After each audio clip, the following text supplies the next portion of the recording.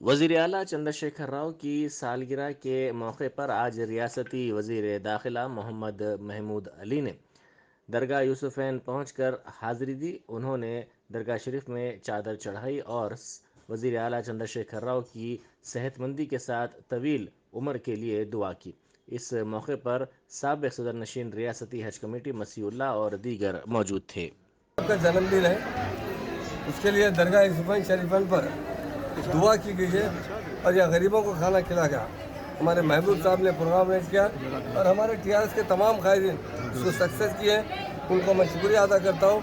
हमेशा इस दरगाह पर हर बार आते रहते हैं हम लोग। जब भी हमें कोई खुशी होती है, जब भी हमें कोई मसला आता है तो दरगाह यूसुफ़ैन शरीफन पर आकर दुआ करते हैं। आप अल्लाह के वली है, अल्लाह से दुआ कीजिए, यकीनन हमें तकलीफ जो हो इसे दूर कीजिए।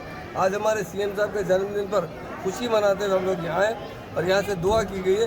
ख़ासतौर से यहाँ के इमाम साहब ने दुआ की है कि हमारे आनेबुल सीएम साहब को दराज़ी उम्र दे, शायद तंदुरुस्ती दे, उन्हें इक़्तिदार पर रखे। उनका इक़्तिदार तेलंगाना नहीं, तेलंगाना से आगे बढ़कर सारे हिंदुस्तान में आए, ये हमारी तमन्ना है, क्योंकि वो एक सेकुलर लीडर है। हिंदुस्तान में ऐसे लीडर बहुत कम पैदा होते।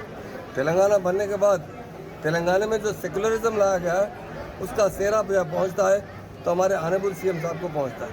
आज हमारा लैंड ऑर्डर और हमारी तरक्की हिंदुस्तान में नंबर 1 है तो हमारी तेलंगाना स्टेट की है।